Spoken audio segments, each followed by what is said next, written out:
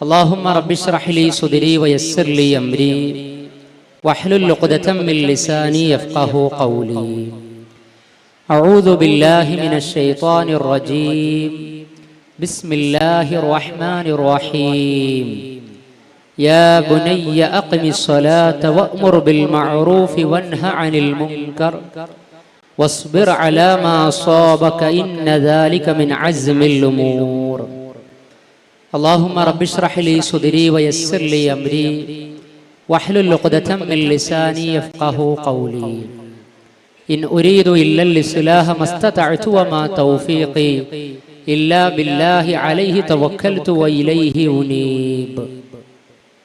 വേദിയിലിരിക്കുന്ന ബഹുമാനരായ നേതാക്കളെ, മണ്ഡലം സാരഥികളെ, KNM-ൻ്റെയും ISM-ൻ്റെയും MSM-ൻ്റെയും MGM-ൻ്റെയും MGM സ്റ്റുഡൻസ് വിങ്ങിൻ്റെയും ഒക്കെ ബഹുമാനരായ പ്രവർത്തകരെ, സംഘാടകരെ, ഏറെ സന്തോഷകരമായ മണ്ഡലം സമ്മേളനത്തിലൂടെ വിവിധ വിജ്ഞാനങ്ങൾ ആർജിച്ചെടുത്ത് ഈ സമ്മേളനം അതിൻ്റെ മുന്നോട്ടുള്ള പ്രയാണം തുടരുകയാണ്.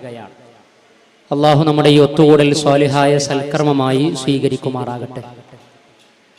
ഈ പഠന സെഷനിൽ വളരെ പ്രധാനപ്പെട്ട ഒരു വിഷയമാണ് അല്പസമയം കൊണ്ട് അവതരിപ്പിക്കുവാനുള്ളത്. അപ്പോൾ വിഷയത്തിൻ്റെ മർമ്മം സരളമായ ചിന്തകൾ, പുതിയ കാലം, കൗമാര നവോത്ഥാനത്തിൻ്റെ പ്രവാചക മാതൃക, ഇതൊക്കെ ഉൾപ്പെടുത്തിക്കൊണ്ട് വിഷയാധിഷ്ഠിതമായി അല്പസമയം പ്രൗഢമായല്ല സരളമായി സംസാരിക്കുവാനാണ് ഉദ്ദേശിക്കുന്നത്. കാലാവസ്ഥ പ്രതികൂലമാണ്. മണിക്കൂറുകൾ ഈ ഓഡിറ്റോറിയത്തിനകത്ത് ഇങ്ങനെ ചെലവഴിക്കാനുള്ള ഈ ക്ഷമ, സഹനം, ശുദ്ധ ഖുർആനിലെ സൂറത്തുൽ അസ്ർ എനിക്ക് ഓർമ്മ വരികയാണ്. വതവാസൗ ബിൽ ഹഖ് വതവാസൗ ബിസ് സബ്ർ എന്ന് പറഞ്ഞല്ലോ.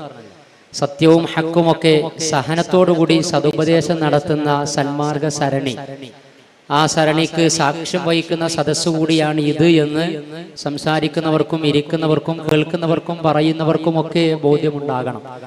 അല്ലാഹു സുബ്ഹാനഹു വ തആല നമ്മെ അനുഗ്രഹിക്കുമാറാകട്ടെ. മനുഷ്യന്റെ ജീവിതം എന്ന് പറയുന്നത് life is as A journey എന്നാ പറയുക. ജീവിതം ഒരു യാത്രയാണ്. വിവിധ പ്രായങ്ങളിലൂടെ, അനുഭവങ്ങളിലൂടെയാണ് ജീവിതം മുന്നോട്ട് പോയിക്കൊണ്ടിരിക്കുന്നത്. ശൈശവവും അതേപോലെ ബാല്യവും കൗമാരവും യൗവനവും വാർദ്ധക്യവും ഒക്കെയാണ് വളരെ നശ്വരമായ നൈമിഷികമായി കൊച്ചു ജീവിതത്തിനകത്തുള്ളത്.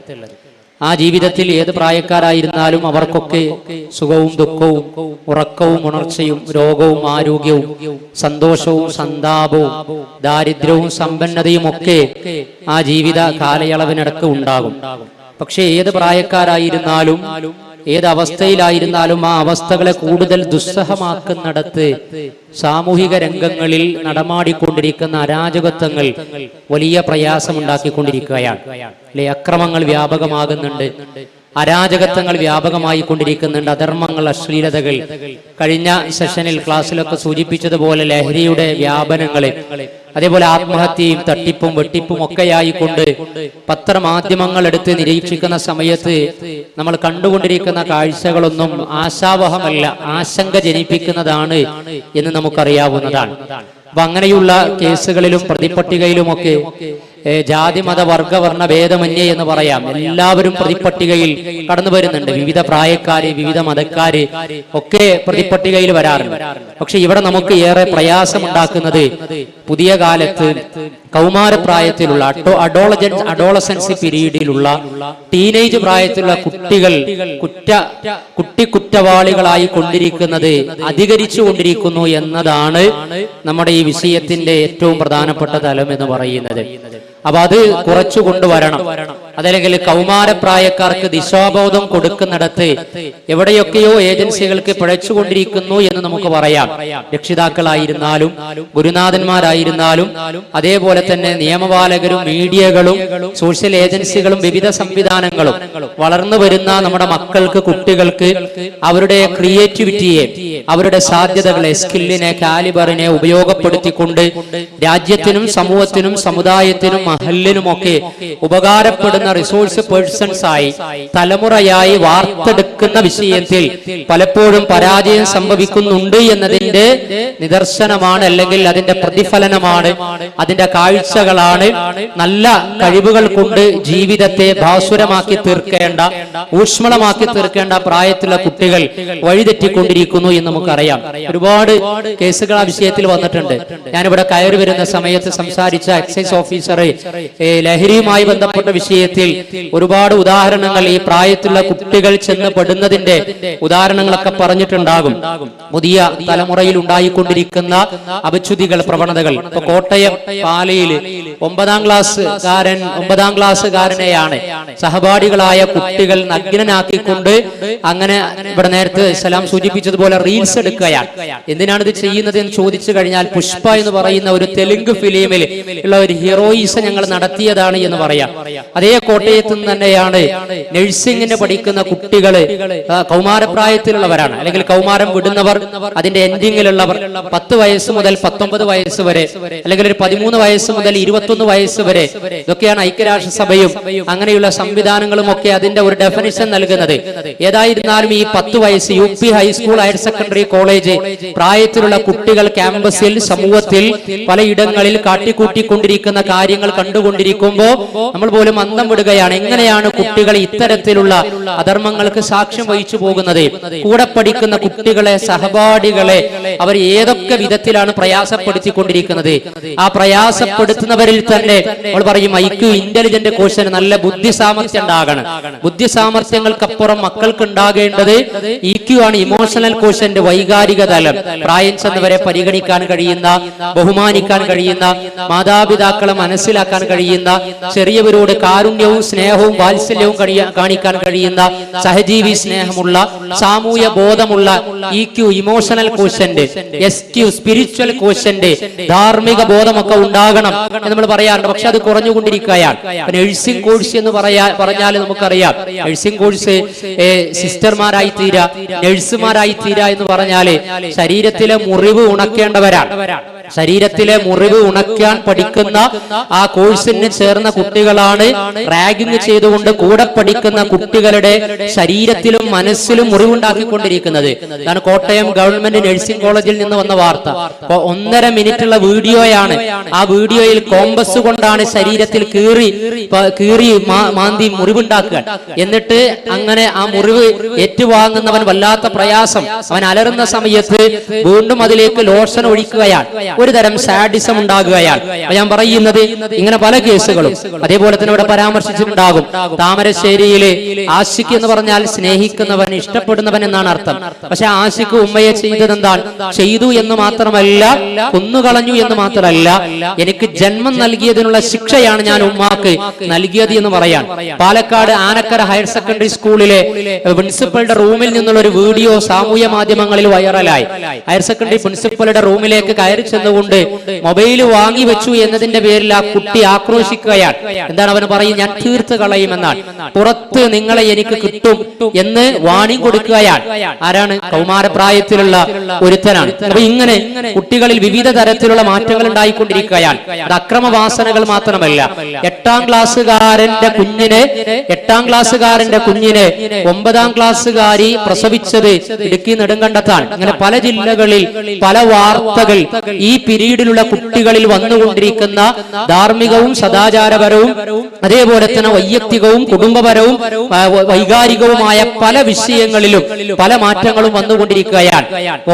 തൃപ്പൂണിത്തറയിൽ നിന്നാണ് 26 നില ഉയരത്തിലുള്ള ഫ്ളാറ്റിലെ 26ാം നിലയിൽ നിന്ന് താഴേക്ക് ചാടി ആത്മഹത്യ ചെയ്ത് മരിച്ചത്.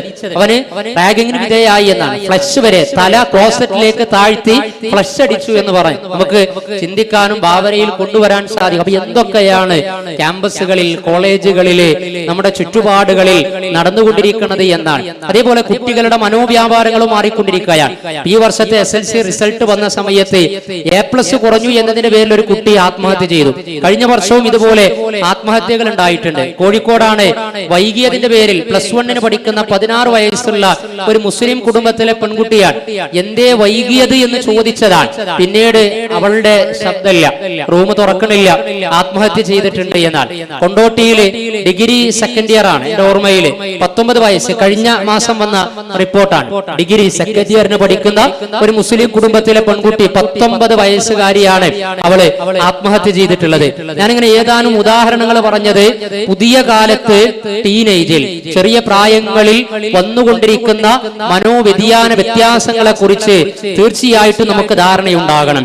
ആ ധാരണയിൽ നിന്ന് കൗമാരത്തെ കൈകാര്യം ചെയ്യുന്നിടത്ത് കുടുംബവും സമൂഹവും രക്ഷിതാക്കളും അധ്യാപകരും നിയമപാലകരും മീഡിയകളും വിവിധ സോഷ്യൽ ഏജൻസികൾക്കുമൊക്കെ പാകപ്പിഴവുകൾ സംഭവിക്കുന്നു എന്നത് നമ്മൾ മനസ്സിലെത്തണം. കൗമാരത്തെ മാത്രം അധിക്ഷേപിച്ചത് കൊണ്ടോ അല്ലെങ്കിൽ അവർ വലിയ പ്രയാസം സൃഷ്ടിക്കുന്നു എന്ന് പറഞ്ഞതുകൊണ്ടോ കാര്യമില്ല. മറിച്ച് ഇതിൽ വിവിധ സംവിധാനങ്ങൾക്കാണ്. അപ്പൊ നിങ്ങൾ ലഹരിയുമായി ബന്ധപ്പെട്ട വിഷയം തന്നെ, ഈ ലഹരിയുടെ ഏറ്റവും അവസാനത്തെ കണ്ണി ആരായിരിക്കും? നിങ്ങൾ ചിന്തിക്കുക. ഒരു കുട്ടിയായിരിക്കും, ടീനേജ് പ്രായക്കാരനായിരിക്കും? ആയിരിക്കുകയില്ല. മുതിർന്ന ആളുകളാണ് നമ്മുടെ മക്കളുടെ സദാചാരത്തെയും ജീവിത ലക്ഷ്യത്തെയും നന്മയെയും ഒക്കെ നഷ്ടപ്പെടുത്തുന്ന, തകർക്കുന്നതിന്റെ പിന്നിൽ വളരെ ബോധപൂർവം വല നെയ്തുകൊണ്ട് ഇരുട്ടിന്റെ ശക്തികളായി വർക്കൗട്ട് ചെയ്തുകൊണ്ടിരിക്കുന്നത് മുതിർന്ന ആളുകളാണ്. ആ മുതിർന്ന ആളുകളുടെ വലയിലാണ് ഈ അപക്വമായ പ്രായത്തിൽ, അഡോളസൻസ് പീരീഡിൽ നമ്മൾ പറയും, അവർ പൂർണ്ണ വ്യക്തികളായി മാറിയിട്ടില്ല, അവർക്ക് പൂർണ്ണ അനുഭവങ്ങൾ ലഭിച്ചിട്ടില്ല. അതുകൊണ്ട് ആ പൂർണ്ണ വ്യക്തികളും പൂർണ്ണ അനുഭവവും അതേപോലെ തന്നെ പക്വതയും ലഭിക്കാത്തത് കൊണ്ട് തന്നെ പലതിലും ചെന്ന് ചാടും. അപ്പൊ അവരെ ചാടിക്കുന്നിടത്ത് മുതിർന്ന ആളുകൾ ഇരുട്ടിന്റെ ശക്തികൾ വലിയ കെണി ഒരുക്കിക്കൊണ്ടിരിക്കുകയാണ്. അതിനെയാണ് നമ്മൾ പ്രതിരോധിക്കേണ്ടത്. അതല്ലാതെ കള്ളു കുടിക്കുന്നവളായി, കള്ളു കുടിക്കുന്നവനായി, ലഹരി ഉപയോഗിക്കുന്നവനായി, അതിന്റെ കാരിയറായി, അതേപോലെ തന്നെ നേരത്തെ പറഞ്ഞ തിന്മകളിൽ ചെന്ന് പെടുന്നവരായി ഒരു കുട്ടിയും ഒരാളും ഈ ലോകത്ത് ജനിക്കപ്പെടുന്നില്ല. കുല്ലു വലദിൻ യൂലദു അലൽ ഫിത്ര, എല്ലാവരും അൽ ഫിത്രയിലാണ്. അൽ ഫിത്ര എന്ന് പറഞ്ഞാൽ നമ്മൾ തുടങ്ങിയ പ്രീ സ്കൂൾ അല്ല, പ്രവാചകൻ സല്ലല്ലാഹു അലൈഹി വസല്ലമയുടെ ഹദീസ് കൂടിയാണത്. കുല്ലു വലദിൻ യൂലദു അലൽ ഫിത്ര, എല്ലാവരും അൽ ഫിത്രയോടെയാണ്, അഥവാ ശുദ്ധമായ പ്രകൃതത്തിലാണ് പ്രസവിക്കപ്പെടുന്നത്. പിന്നീട് സാഹചര്യമാണ്, സൗഹൃദമാണ്, വിവിധ അനുഭവങ്ങളാണ് അവരെ അധാർമികതയിലേക്ക്, അശ്ലീലതകളിലേക്ക്, ആഭാസങ്ങളിലേക്ക്, തെറ്റുകുറ്റങ്ങളിലേക്ക്, സാമൂഹ്യ വിരുദ്ധതയിലേക്ക്, മാതാപിതാക്കൾക്ക് എതിരായി തീരുന്നതിലേക്ക്, രാജ്യത്തിനും സമൂഹത്തിനും നിയമ സംവിധാനങ്ങൾക്കുമൊക്കെ ഭാരമാകുന്ന വിധത്തിലേക്ക് നമ്മുടെ യൗവന കൗമാരങ്ങളെയൊക്കെ എത്തിക്കുന്നത് സാഹചര്യങ്ങളാണ് എന്ന് മനസ്സിലാക്കുവാൻ കഴിയണം. അതുകൊണ്ട് തന്നെ ആ സാഹചര്യങ്ങൾ തിരിച്ചറിഞ്ഞുകൊണ്ടുള്ള ട്രീറ്റ്മെന്റ് ആണ് നടത്തേണ്ടത്. എന്താണ് നമ്മുടെ കൗമാരം ആഗ്രഹിക്കുന്നത്, പുതിയ കാലത്ത് എങ്ങനെയാണ് അവർക്ക് മാറ്റമുണ്ടാക്കൽ എന്നതിനെ കുറിച്ച് ധാരണയുണ്ടാകണം. എന്തൊക്കെ അജണ്ടകളാണ് അവർക്ക് കൊടുക്കേണ്ടത് എന്ന് നമ്മൾ അറിയണം.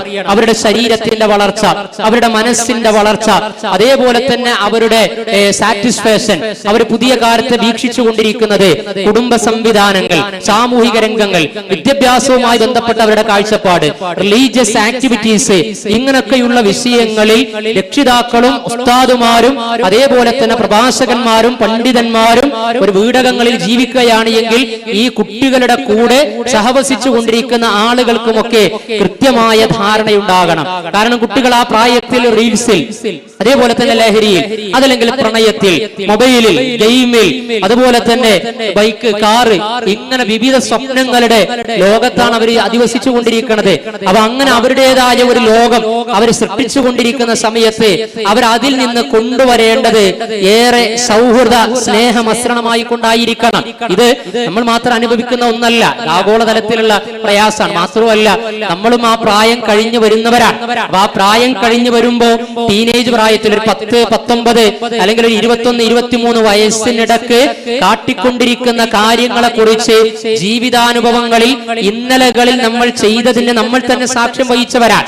അവ കുട്ടികളെ പഠിച്ചു നിൽക്കാതെ അവർക്ക് മനോഹരമായ കാഴ്ചകൾ സമ്മാനിക്കണം. നല്ല സഹവാസങ്ങളും സതുപദേശങ്ങളും കൊടുക്കാൻ കഴിയണം. അവരുടെ അഭിരുചികൾ തീർച്ചയായും തിരിച്ചറിയാൻ കഴിയണം. ഇതെല്ലാ ഇടങ്ങളിലും, എല്ലാ രാജ്യങ്ങളിലും, എല്ലാ സമൂഹങ്ങളിലും ഈ പ്രായത്തിലുള്ളവരെ കൊണ്ട് സ്വാഭാവികമായ പ്രായത്തിന്റെ അപക്വത കൊണ്ട് സമൂഹവും കുടുംബവും അനുഭവിക്കുന്ന പ്രശ്നങ്ങളും വിഷമങ്ങളുമാണ് എന്ന് മനസ്സിലാക്കാൻ കഴിയണം. അമേരിക്കയിൽ 8-1 കൗമാരപ്രായക്കാർ കൗൺസിലിങ്ങിന് മനോരോഗ വിദഗ്ധന്മാരുടെ അടുത്തിൽ എത്തുന്നു എന്നാൽ 8 കുട്ടികളുണ്ട് എങ്കിൽ ഈ അഡോളസൻസ് പീരീഡിലുള്ള കൗമാരപ്രായത്തിലുള്ള 8 കുട്ടികളിൽ ഒരു കുട്ടി മനഃശാസ്ത്ര സൈക്കോളജിസ്റ്റ് സൈക്കാട്രിസ്റ്റിന്റെ അടുത്തേക്ക് പോകേണ്ട അവസ്ഥയുണ്ട് എന്ന്. ഈ അവസ്ഥകൾ സാമൂഹിക സങ്കേതങ്ങളിലൂടെ സോഷ്യൽ മീഡിയകളിലൂടെ ഇതിന്റെ അതിപ്രസരം ഉണ്ടാകുന്നു, അതിനതൊരു കാരണമായി തീരുന്നു എന്നതുകൊണ്ട് വികസിത രാജ്യങ്ങൾ വരെ സോഷ്യൽ മീഡിയകൾക്ക് നിയന്ത്രണം ഏർപ്പെടുത്തിക്കൊണ്ടിരിക്കുകയാണ്. അതാണ് നമ്മൾ രോഗത്തെ അറിഞ്ഞ് ചികിത്സിക്കണം എന്ന് പറയുന്നത്. ഇവിടെ എന്റെ സ്വാതന്ത്ര്യമാണ് എന്ന് പറഞ്ഞ് എത്രയും ഉപയോഗിക്കാം എന്ന് പറഞ്ഞുള്ള ആശയങ്ങളൊക്കെ പെരുത്തുകൊണ്ടിരിക്കുന്ന സമയത്ത് അല്ല, നമ്മൾക്കൊരു ദീനുണ്ട്, നമുക്കൊരു കൾച്ചറുണ്ട്, നമുക്കൊരു സംസ്കാരമുണ്ട്, നമുക്കൊരു കുടുംബ സംവിധാനമുണ്ട്. നമ്മുടെ ഉറക്കവും ഉണർച്ചയും എങ്ങനെയായിരിക്കണം എന്നതിനെ കുറിച്ച് നമുക്ക് ബോധമുണ്ടാകണം, കോൺഷ്യസ് ഉണ്ടാകണം എന്നത് ഉത്തരവാദിത്തമുള്ള ആളുകൾ തീർച്ചയായും ഉയർന്ന് ചിന്തിച്ച് ഇടപെടലുകൾ നടത്തേണ്ടതാണ്. ഓസ്ട്രേലിയയിൽ 16 വയസ്സ് വരെയുള്ള കുട്ടികൾക്ക് സോഷ്യൽ മീഡിയ വിലക്കിയിരിക്കുകയാണ്. ഈ അടുത്താണ് അവര് നിയമ ഭേദഗതി ഉണ്ടാക്കിയത്. 16 വയസ്സ് എന്ന് പറഞ്ഞാൽ +1 പ്രായമാണ്, +1 ടീനേജ് പ്രായമാണ്. 16 വയസ്സ് വരെയുള്ള കുട്ടികൾക്ക് സോഷ്യൽ മീഡിയ വിലക്കിയിരിക്കുകയാണ്. ഏതെങ്കിലും ആപ്ലിക്കേഷൻസ്, ഏതെങ്കിലും സോഷ്യൽ മീഡിയ ടീം അന്യായമായി നിരോധിക്കപ്പെട്ട സോഷ്യൽ മീഡിയ ആപ്പുകൾ തുറന്നു കൊടുത്തു കഴിഞ്ഞാൽ ഇന്ത്യൻ രൂപയനുസരിച്ച് അവർ കെട്ടിവെക്കേണ്ട പിഴ എന്ന് പറയുന്നത് 270 കോടി രൂപയാണ്. 270 കോടി രൂപ, അത്രയും ഭീമമായ സംഖ്യ പിഴയൊടുക്കാൻ പാകത്തിൽ ഈ വിഷയത്തിൽ നിയമ ഭേദഗതി വരുത്തി എന്ന് പറഞ്ഞാൽ സോഷ്യൽ മീഡിയകൾ കുട്ടികളുടെ മനസ്സിലും അതേപോലെ മനോമുകുരങ്ങളിലും ചെലുത്തുന്ന സ്വാധീനത്തിന്റെ പ്രയാസം, അതിന്റെ ഇമ്പാക്റ്റും ഇൻഫ്ലുവൻസും തിരിച്ചറിഞ്ഞതുകൊണ്ടാണ് ഒരു പരിഷ്കൃത രാജ്യം, ഒരു വികസിത രാജ്യം, എല്ലാ ടെക്നോളജിയും ഉപയോഗപ്പെടുത്താൻ സാധ്യതയുള്ള, സാധ്യത നൽകാൻ കഴിയുന്ന, മതത്തിന്റെ വേലിക്കെട്ടുകൾ പ്പുറം കാര്യത്തെ വിലയിരുത്തുന്ന ഭരണകൂടങ്ങളുടെ ഒരു രാജ്യത്ത് പോലും +1 പ്രായം വരെയുള്ള കുട്ടികൾക്ക് സോഷ്യൽ മീഡിയകൾ അനവരതം അനുസ്യൂതം യാതൊരുവിധ നിയമ കുരുക്കുകളും ഇല്ലാതെ ഉപയോഗിക്കപ്പെടാൻ പാടില്ല എന്ന നിലക്ക് കണിശത കൊണ്ടുവരുന്നത്. ഫ്രാൻസിലും അതേപോലെ തന്നെ ചില അമേരിക്കൻ സ്റ്റേറ്റുകളിലുമൊക്കെ കുട്ടികൾ സോഷ്യൽ മീഡിയകൾ ഉപയോഗിക്കണമെങ്കിൽ with the permission of parents എന്നാൽ മാതാപിതാക്കളുടെ പാരന്റ്സിന്റെ പെർമിഷൻ ഇല്ലാതെ ഇത്തരം സ്റ്റേറ്റുകളിലും പല രാജ്യങ്ങളിലും കുട്ടികൾക്ക് സോഷ്യൽ മീഡിയകൾ ഉപയോഗിക്കാൻ പാടില്ല എന്നാണ്. കാരണം മാതാപിതാക്കൾ അറിയണം കുട്ടികൾ ഉപയോഗിക്കുന്ന സോഷ്യൽ മീഡിയകൾ ഏതാണ്, അവർ കളിക്കുന്ന ഗെയിമുകൾ ഏതാണ്, അവർ കാണുന്ന കാർട്ടൂണുകൾ ഏതാണ് എന്ന് അറിയേണ്ടതുണ്ട്. നമ്മുടെ മക്കൾ ഇങ്ങനെ കണ്ടുകൊണ്ടിരിക്കുന്നത് മാതാപിതാക്കളും കൊടുക്കാൻ, ഇപ്പൊ വെക്കേഷനാണ്, ശല്യം തീർക്കാൻ വേണ്ടി ഒരു അരമണിക്കൂർ സ്വസ്ഥമായി ഇരിക്കാൻ വേണ്ടി കുട്ടികളുടെ കയ്യിലേക്ക് മൊബൈൽ വെച്ച് കൊടുക്കുകയാണ്. ആ മൊബൈലിലൂടെ അവർ കാണുന്നത് എന്താണ് എന്നതിനെ കുറിച്ച് രക്ഷിതാക്കൾക്ക് തന്നെ കാഴ്ചപ്പാടില്ല. ഏതൊക്കെ ഫയലുകളാണ് അവർ ഓപ്പൺ ചെയ്യുന്നത് എന്ന് അറിയാതെ പോവുകയാണ്. കാരണം അവർ ഈ സ്ക്രീൻ ടീനേജ് ഒക്കെ സ്ക്രീനേജ് ആയി മാറാൻ തുടങ്ങിയിട്ട് കാലം കുറെ ആയിട്ടുണ്ട്. ഫയർ ഗെയിമുകളാണ്. അതല്ലാതെ പണ്ട് എലിയും പൂച്ചയും നമ്മള് ഗെയിം പറയാറുണ്ട്, അല്ലെങ്കിൽ കാർട്ടൂൺ പറയാറുണ്ട്, മിക്കി മൗസി എന്നൊക്കെ പറയാറുണ്ട്. പൂച്ച എലിയുടെ പിന്നാലെ, എലി പൂച്ചയുടെ പിന്നാലെ ഓടി തമാശയും നർമ്മങ്ങളും കലർത്തിയ കാർട്ടൂണുകളെല്ലാം പുതിയ കാലത്ത് നമ്മുടെ മക്കൾ കണ്ടുകൊണ്ടിരിക്കുന്നത്. അതേപോലെ തന്നെ കളിക്കുന്ന ഗെയിമുകൾ അവരുടെ conscious and sub conscious mind, ബോധ ഉപബോധ മനസ്സിൽ ഉണ്ടാക്കുന്ന സ്വാധീനം, നിരപരാധികളെ ആളുകളെ കൊല്ലുകയാണ്. കശ്മീര്, അതേപോലെ തന്നെ ആഗോളതലത്തിലുള്ള കൊലപാതകങ്ങൾ, അതല്ലാത്ത കൊലപാതകങ്ങൾ, താമരശ്ശേരി കൊലപാതകങ്ങൾ, വിവിധ സ്ഥലങ്ങളിൽ നടക്കുന്ന കൊലപാതകങ്ങൾ, രക്തം, അതിനോട് അറപ്പും വെറുപ്പും ഇല്ലാതായിക്കൊണ്ടിരിക്കുകയാണ്. ആരെയും കൊല്ലാം, എങ്ങനെയും കൊല്ലാം എന്ന് പറയാം. തിക്കോടിയിലാണ്, വടകരക്കടുത്ത് പയ്യോളിക്കടുത്ത് തിക്കോടിയിലാണ് ഉമ്മ മൊബൈൽ വാങ്ങി വെച്ചതിന്റെ പേരില് ആ ഉമ്മയെ കത്തിക്കൊണ്ട് നമ്മളിങ്ങനെ മീന്, അയിലയോ മത്തിയോ ഒക്കെ മുളകിടാൻ വേണ്ടി, പൊരിക്കാൻ വേണ്ടിയിട്ട് എരിവും പുളിയും മുളകൊക്കെ ഒന്ന് പിടിക്കാൻ വേണ്ടിയിട്ട് 4 വര വരയാറുണ്ട് ആ പിന്നെ അയിലയുടെയും മത്തിയുടെയും മുകളിൽ. അതേപോലെയാണ് ഇവൻ കത്തിയെടുത്തു കൊണ്ടുവന്ന് ഉമ്മയുടെ കഴുത്തിൽ വരികയാണ്. എന്നിട്ട് പറഞ്ഞത് എന്താ, നെട്ടി ഉണർന്ന സമയത്ത് എന്താ മോനെ നീ കാട്ടുന്നത് എന്ന് ചോദിക്കുമ്പോ നിങ്ങൾ മൊബൈൽ വാങ്ങി വെച്ചില്ലേ എന്ന് വാശി പിടിക്കുകയാണ്. ഹൈസ്കൂളിൽ പഠിക്കുന്ന ഒരുത്തനാണ് ഇത് ചെയ്തത്. കാരണം അതിന് അഡിക്റ്റ് ആവുകയാണ്. പ്രണയ അഡിക്ഷൻ, അതുപോലെ ലഹരിയുടെ അഡിക്ഷൻ, മൊബൈൽ അഡിക്ഷൻ, ഇങ്ങനെ പല അഡിക്ഷനിലാണ് നമ്മുടെ മക്കൾ മാറിക്കൊണ്ടിരിക്കുന്നത്.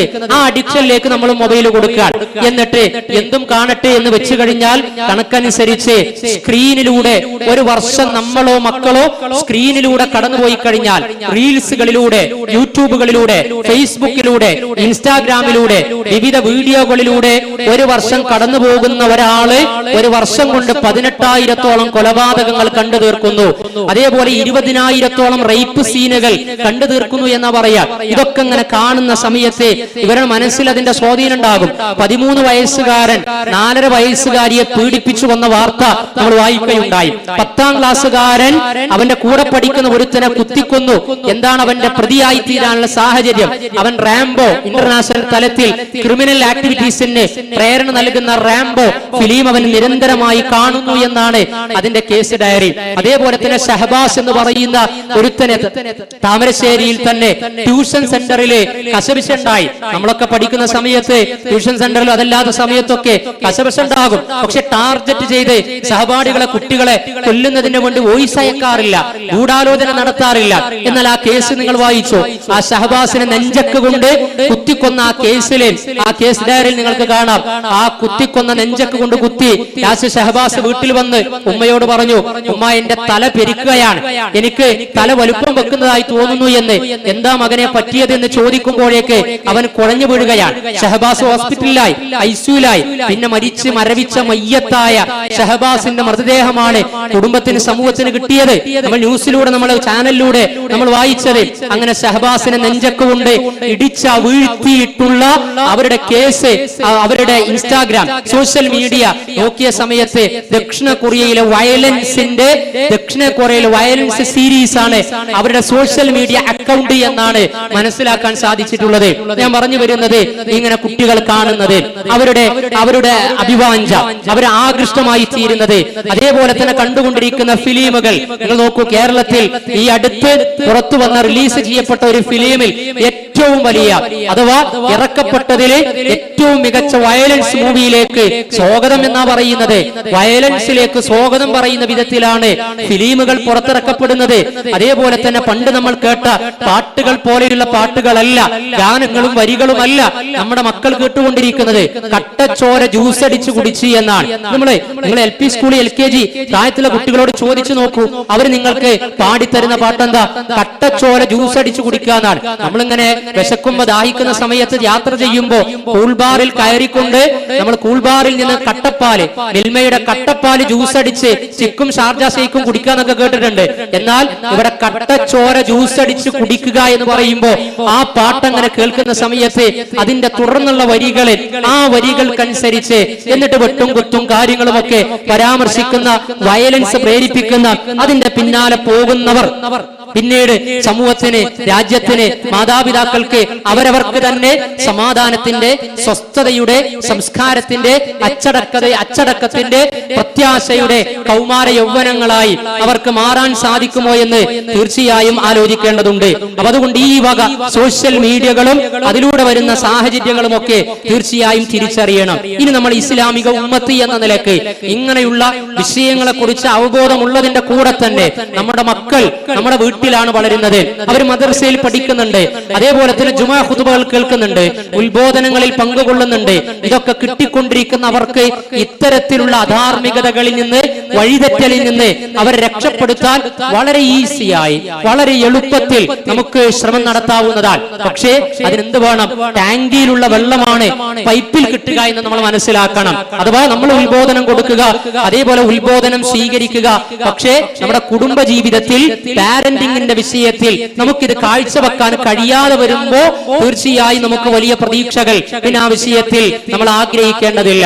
അതുകൊണ്ട് പ്രവാചകൻ സല്ലല്ലാഹു അലൈഹി വസല്ലമ ഇത്തരം പ്രായക്കാരെ ട്രീറ്റ് ചെയ്ത, മക്കൾക്ക് പരിപാലനം കൊടുക്കാൻ പറഞ്ഞ വിധിവിലക്കുകൾ തീർച്ചയായും നമ്മൾ പ്രയോഗവൽക്കരിക്കണം. അതേ പുതിയ കാലത്ത് ഈ വക വിഷയങ്ങളിൽ പ്രതിരോധം സൃഷ്ടിക്കാൻ സാധിക്കുകയുള്ളൂ. ആ ഭാഗം കൂടി പറഞ്ഞ് അവസാനിപ്പിക്കാവുന്നതാണ്. കാരണം നവോത്ഥാനത്തിന്റെ പ്രവാചക മാതൃക എന്ന വിഷയത്തിലാണ് സമ്മേളനം നടന്നുകൊണ്ടിരിക്കുന്നത്. അവ കൗമാര നവോത്ഥാനത്തിന്റെ, കൗമാര സംസ്കരണത്തിന്റെ, കൗമാര ദിശാബോധത്തിന്റെ, കൗമാരത്തിന് അജണ്ട കൊടുക്കുന്നതിന്റെ, കൗമാരത്തിന് ഗൈഡ് ലൈൻ കൊടുക്കുന്ന വിഷയം വിഷയത്തിൽ പ്രവാചകൻ സല്ലല്ലാഹു അലൈഹി വസല്ലമയുടെ മാതൃകയും പ്രവാചക വചനങ്ങളുമൊക്കെ മനസ്സിരുത്തുന്നത് തീർച്ചയായും ഈ സമയത്ത് അനുഗുണമായി തീരുമെന്ന് വിചാരിക്കുകയാണ്. പ്രവാചകൻ പറഞ്ഞല്ലോ, നമ്മൾ മക്കളെ റെസ്പെക്ട് ചെയ്യണം, മക്കളെ ആദരിക്കണം. അവരൊരു പേഴ്സണാണ്, അവരൊരു വ്യക്തിയാണ്, അവർക്ക് പേഴ്സണാലിറ്റി ഉണ്ട്, അവർക്ക് വ്യക്തിത്വമുണ്ട്. പ്രവാചകൻ പറഞ്ഞു, അക്രിമു ഔലാദകും വഅഹ്സിനു അദബഹും.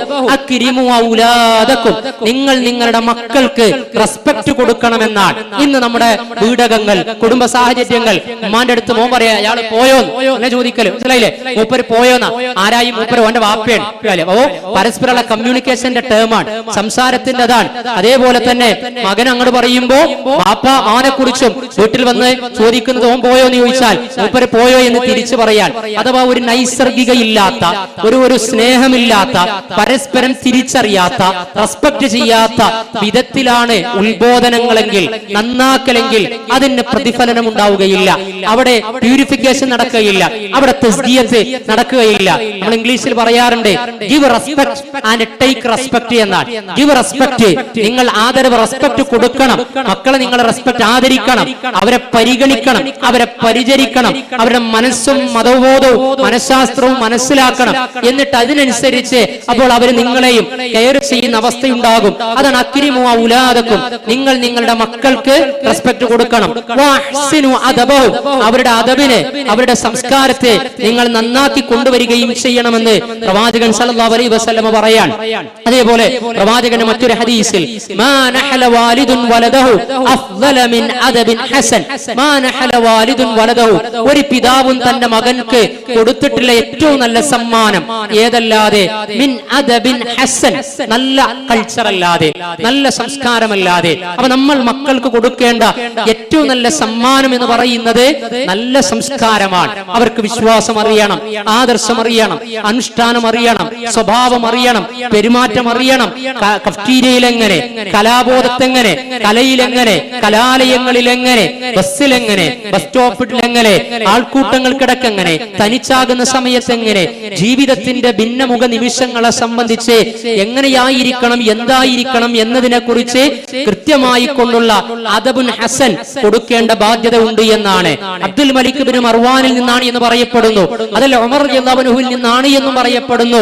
ഒരു അസറിൽ, സംസ്കരണത്തിന്റെ ഒരു അസറിൽ റിപ്പോർട്ട് ചെയ്യപ്പെട്ടത് ഇങ്ങനെയാണ്, 7 വയസ്സാകുന്നത് വരെ നിങ്ങൾ കുട്ടികളുടെ കൂടെ കുട്ടികളായിരിക്കണം, കുട്ടിത്വം കാണിച്ചുകൊണ്ടേയിരിക്കണം. പ്രവാചകൻ പേരക്കുട്ടികളെ ഒട്ടകമായി കളിപ്പിച്ചതുപോലെ നിങ്ങൾ കുട്ടികൾക്ക് സമയം കൊടുത്തുകൊണ്ട് അവരുടെ കൂടെ ഇഷ്ടത്തിന്റെ, സ്നേഹത്തിന്റെ സമയം ചെലവഴിക്കണം.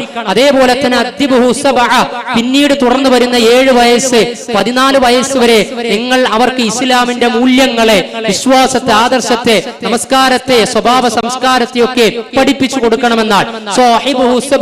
15 വയസ്സ് മുതൽ 21 വയസ്സ് വരെയുള്ള കാലയളവിൽ നിങ്ങൾ മക്കളുടെ ചങ്ക് ബ്രോസായി മാറണം. ഉമ്മാനോട് എല്ലാം തുറന്നു പറയാൻ പറ്റുന്ന പരിതസ്ഥിതി തീർച്ചയായും മകൾക്കും മകൻക്കും ഒക്കെ ഉണ്ടാകണം. ഈ ലോകത്ത് അപ്പയും ഉമ്മയുമായിരിക്കണം മക്കളുടെ ഏറ്റവും വലിയ സൗഹൃദങ്ങൾ, സുഹൃത്തുക്കൾ എന്ന് പറയുന്നത്.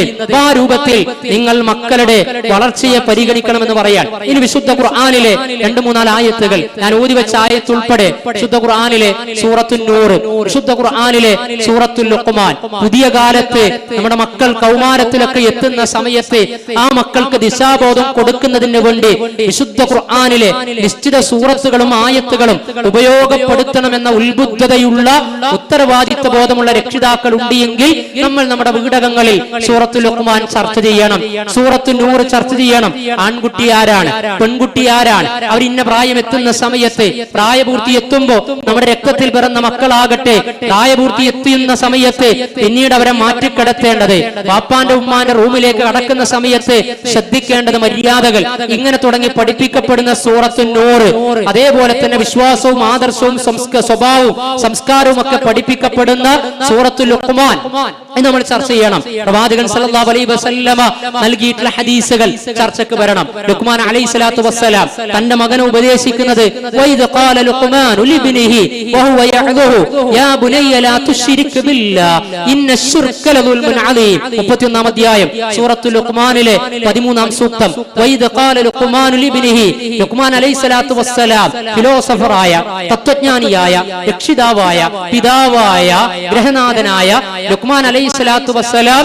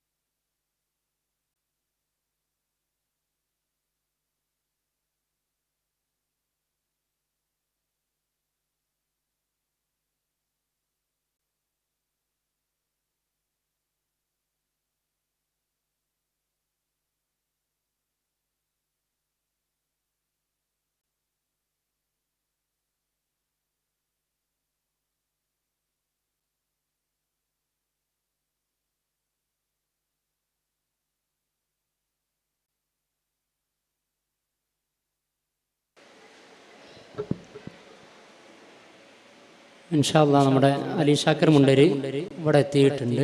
ഈ സെഷനിൽ തന്നെയാണ് അദ്ദേഹം സംസാരിക്കാനുള്ളത്. അതിനുശേഷമായിരിക്കും അലി ഷാക്കിർ മൗലവിയുടെ സംസാരത്തിന് ശേഷമാണ് നമസ്കാരവും ഭക്ഷണം ഉണ്ടായിരിക്കും. ഞാൻ വിഷയം അതിൻ്റെ അവസാനത്തിലേക്ക് ഫിനിഷിങ്ങിലേക്ക് എത്തുകയാണ്. അപ്പോൾ വിശുദ്ധ ഖുർആനിലെ 31-ാം അധ്യായം സൂറത്തുൽ ലുഖ്മാൻ ഈ വെക്കേഷനിലൊക്കെ നമ്മൾ വായിക്കേണ്ടതാണ്. അർത്ഥസഹിതം അമാനി തഫ്സീറോ ചെറിയ മുണ്ടത്തിന്റെ പരിഭാഷക്കെടുത്ത് മക്കളുമായി ഒരുമിച്ചിരുന്നു കൊണ്ട് ചർച്ച ചെയ്യേണ്ട അധ്യായം.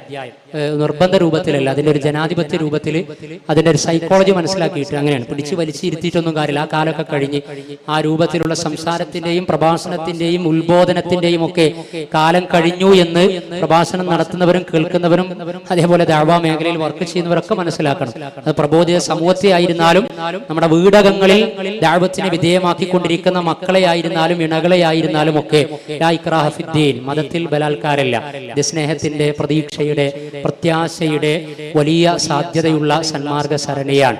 അപ്പൊ നമ്മളായിട്ട് ഇതിനെ വൈകൃതമാക്കാതെ വളരെ വിവേകത്തോടെ സുബ്ർ, അതേപോലെ ബസീറത്ത്, ഹിക്മത്ത്, മൗഇദത്ത്, ഉദ്ഉ ഇലാ സബീൽ റബ്ബിക ബിൽ ഹിക്മത്തി വൽ മൗഇദത്തിൽ ഹസന എന്ന നിലക്കൊക്കെ കൺവേ ചെയ്തു കഴിഞ്ഞാൽ നമ്മുടെ ദാമ്പത്യം, കുടുംബം, സമൂഹം, മഹല്ല്, സമുദായം ഇതൊക്കെ ഇസ്സത്തുള്ള ഖൈറു ഉമ്മയായി പരിവർത്തിക്കപ്പെടും. മാതാപിതാക്കൾ നമ്മൾ മാതാപിതാക്കൾക്ക് മക്കൾ മരിക്കുവോളവും മരണത്തിന് ശേഷവും വലിയ അസറ്റായി തീരും.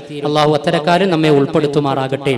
ആ വഴിക്കാണ് കൗമാരത്തിന് കൊടുക്കുന്ന ലുഖ്മാൻ അലൈഹിസ്സലാത്തു വസ്സലാമയുടെ നിർദ്ദേശം, ഉപദേശം. തന്റെ മകനോട് അതേ ശിർക്ക് ചെയ്യരുത് എന്ന് പറയാൻ. അതേപോലെ യാ ബുനയ്യ, എന്റെ പൊന്നു മകനെ എന്നാണ്. വിശുദ്ധ ഖുർആന്റെ ശൈലി അങ്ങനെയാണ്. വാശി പിടിച്ച് ദേഷ്യം പിടിച്ച രൂപത്തിലൊന്നല്ല. യാ ബുനയ്യ, എന്റെ പൊന്നു മകനെ എന്ന് പിതാവിനോട്. ഖലീലുല്ലാഹി ഇബ്രാഹിം അലൈഹിസ്സലാത്തു വസ്സലാമയുടെ ത്യാഗനിർഭരമായ ജീവിതം സ്മരണ അയവിറക്കിക്കൊണ്ടിരിക്കുന്ന ഹജ്ജിന്റെ സമയം കൂടിയാണ്. പിതാവിന് യാ അബത്തി, എന്റെ പൊന്നു പിതാവേ എന്ന് പറഞ്ഞുകൊണ്ടാണ് അഡ്വൈസ് കൊടുത്തത്. അപ്പൊ ലുഖ്മാൻ അലൈഹി സ്വലാത്തു വസ്സലാം മകനോട്, യാ ബുനയ്യ, എന്റെ പൊന്നു മകനെ, ഇന്നഹാ ഇൻ തകും മിസ്ഖാല ഹബ്ബത്തി മിൻ ഖർദൽ, ഒരു കടുകുമണിയോളം ഒരു ചെറിയ അളവ് തിന്മയാകട്ടെ, നീ ഫീ സുഖറത്തിൻ, പാറക്കുള്ളിൽ, ഔ ഫിസ് സമാവാതി ഔ ഫിൽ അർളി, അപ്പോ ആകാശത്തോ ഭൂമിയിലോ എവിടെ നീ ഒളിപ്പിച്ചു വെച്ച് കഴിഞ്ഞാലും യഅതി ബി അല്ലാഹ്, അത് അല്ലാഹു കൊണ്ടുവരുന്നതാണ്. പാപ്പയെ അറിയാതെ, ഉമ്മയെ അറിയാതെ, കൂട്ടുകാരറിയാതെ, നാട്ടുകാരെ അറിയാതെ നീ എന്ത് നിനക്ക് നഷ്ടം നൽകുന്ന, കുടുംബത്തെ ഒന്നുമല്ലാതാക്കി തീർക്കുന്ന ഒരു അന്യായം, ഒരു തിന്മ നീ ചെയ്തു കഴിഞ്ഞാൽ അത് എത്ര ചെറിയ ഡോസായിരുന്നാലും, എം ഡിയും എം എയും കുട്ടികൾ ഒരുമിച്ചെടുത്തുകൊണ്ടിരിക്കുന്ന ഒരു കാലാണ്. പണ്ട് എം ഡി എടുക്കുക, എം എ എടുക്കുക, എം ഡി ആകാന്നൊക്കെ പറഞ്ഞാൽ അഭിമാനമായിരുന്നു. വെളുത്ത പഞ്ചസാരയേക്കാൾ ചെറിയ ചെറിയ കഷ്ണങ്ങൾ നമ്മുടെ മക്കൾ അകത്താക്കിക്കൊണ്ട് ഒരു മുട്ടുസൂചിയുടെ തലപ്പ് കൊണ്ട് എം ഡി എം എയിൽ കുത്തി അകത്താക്കിയാൽ പിന്നെ ആകാശത്താണോ ഭൂമിയിലാണോ എന്നറിയാത്ത വിഭ്രാന്തിയിലേക്ക് എത്തിച്ചേരുന്ന വല്ലാത്ത ദുര്യോഗങ്ങൾ പല കുടുംബവും സമൂഹം അനുഭവിച്ചു കൊണ്ടിരിക്കുകയാണ്. അള്ളാഹു നമ്മെ സംരക്ഷിക്കുമാറാകട്ടെ. അതാണ്, നീ എന്ത് എവിടെ എങ്ങനെ ഉപയോഗിച്ചു കഴിഞ്ഞാലും അതൊക്കെ അള്ളാഹു സുബ്ഹാനഹു വ തആല അറിയുന്നതാണ്. അതുപോലെ യാ ബുനിയ, പൊന്നു മകനെ, അഖ്മിസ്സലാഹ്, നീ നമസ്കാരം നിലനിർത്തണം. പിതാവിനോടും പറഞ്ഞു, നമസ്കാരം നിലനിർത്താൻ വേണ്ടി ഹൈസ്കൂൾ ഹയർ സെക്കൻഡറി പ്രായത്തുന്ന സമയത്ത് നമ്മൾ നിർബന്ധം ചെലുത്തിയതുകൊണ്ട് കാര്യമില്ല.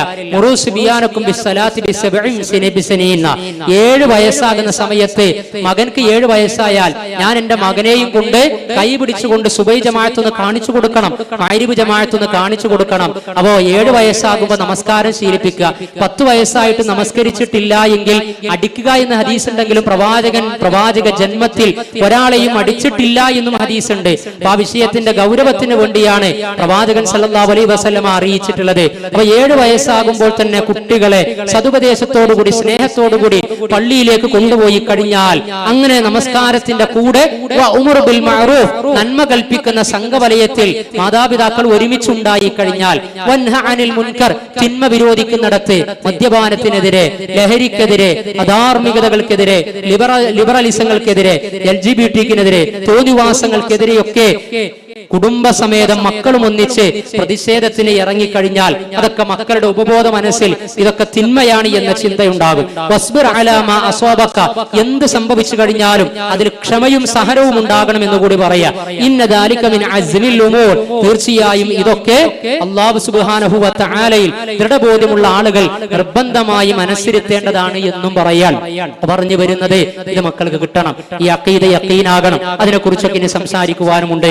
തീർച്ചയായും ഈ മേഖലയിൽ നമ്മുടെ ശ്രദ്ധ ഉണ്ടാകണം. അവസാനമായി ഓടിച്ചു പോവുകയാണ് പ്രവാചകൻ സല്ലല്ലാഹു അലൈഹി വസല്ലമ. നമ്മുടെ മഹല്ല് സംവിധാനങ്ങൾ, സംഘടനാ സംവിധാനങ്ങൾ, രക്ഷിതാക്കളൊക്കെ ഒരു 9-10 വയസ്സ് മുതൽ 19-20 വയസ്സ് വരെയുള്ള ടീനേജ് പ്രായത്തിലുള്ള കുട്ടികൾക്ക് പ്രവാചകൻ കൊടുത്ത അജണ്ടകൾ ചരിത്രത്തിൽ നിന്ന് ഓടിച്ചു പോയി കഴിഞ്ഞാൽ നമുക്ക് കാണുവാൻ സാധിക്കുന്നത് ഭരണത്തിന്റെ, അനുഷ്ഠാനത്തിന്റെ, ധർമ്മസമരത്തിന്റെ, നേതൃത്വത്തിന്റെ മഹനീയ ഉത്തരവാദിത്തങ്ങൾ പ്രവാചകൻ പല സഹാബികൾക്കും കൊടുത്ത പ്രായം ടീനേജ് പ്രായമായിരുന്നു. എന്നാൽ കൗമാരത്തിന് കരുത്ത് നൽകുന്ന വിഷയത്തിൽ പ്രവാചകൻ സല്ലല്ലാഹു അലൈഹി വസല്ലമ ശ്രമവും ശ്രദ്ധയും നൽകിയിരുന്നു. എന്നാൽ 10ാമത്തെ വയസ്സിലാണ് അലി റളിയല്ലാഹു അൻഹു ഇസ്ലാം സ്വീകരിക്കുന്നത്. അഥവാ ടീനേജിന്റെ തുടക്കത്തിലാണ് അലി റളിയല്ലാഹു അൻഹു ഇസ്ലാമിലേക്ക് കടന്നു വരുന്നത്.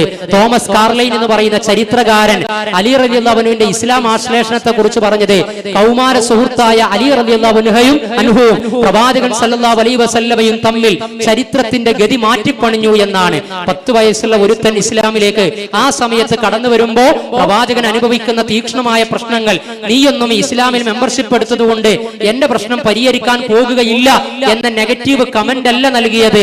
അലി റളിയല്ലാഹു അൻഹുവിനെ ചേർത്ത് പിടിച്ചുകൊണ്ട് ദഅവാ മേഖല വളരെ സജീവമാക്കി അലി റളിയല്ലാഹു അൻഹുവിന്റെ ക്രയശേഷി ഉപയോഗപ്പെടുത്തി. സുബൈർ റളിയല്ലാഹു അൻഹു 15ാമത്തെ വയസ്സിൽ, തൽഹ റളിയല്ലാഹു അൻഹു 16ാമത്തെ വയസ്സിൽ, സഅദ് ബിൻ അബീ വഖാസ് റളിയല്ലാഹു അൻഹു 19ാമത്തെ വയസ്സിൽ ടീനേജ് പ്രായത്തിൽ ഇസ്ലാം സ്വീകരിച്ച സഹാബികൾ സാമൂഹ്യ ദഅവാ ദൗത്യ നവോത്ഥാന നിർവഹണത്തിൽ അവരൊക്കെ നിർവഹിച്ച പങ്ക് പ്രത്യേകം പറയേണ്ടതില്ല.